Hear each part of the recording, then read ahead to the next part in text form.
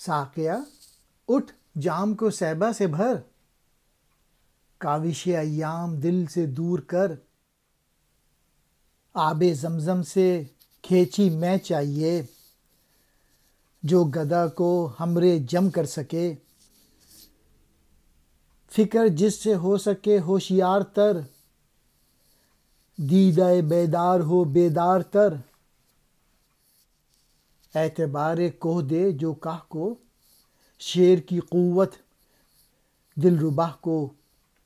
خاک کو اوج ثریا دے سکے، قطرے کو پنہائے دریا دے سکے۔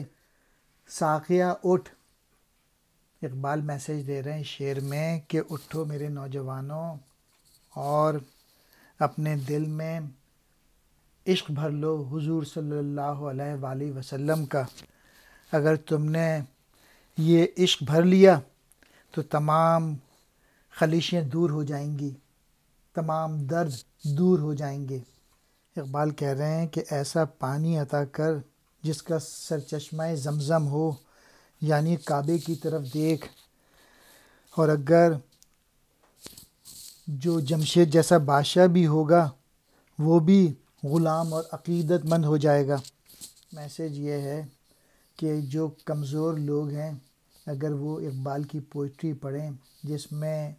اسلام کا میسیج ہے تو وہ بھی بادشاہ جیسے ہو جائیں گے،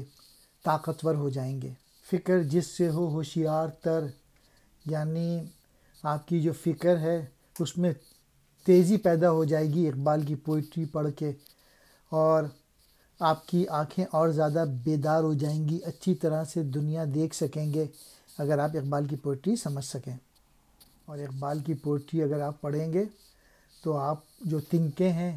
ان کو پہاڑ کی سی عظمت مل جائے گی، اور جو لومڑیاں ہیں ان کو شیروں کی سی طاقت مل جائے گی، جو خاک ہے جو مٹی ہے اس کو بلندی مل جائے گی، اور جو قطرے ہیں ان کو سمندر کی وسعتیں مل جائیں گی۔ یعنی اقبال کی پوئٹری سمجھ کے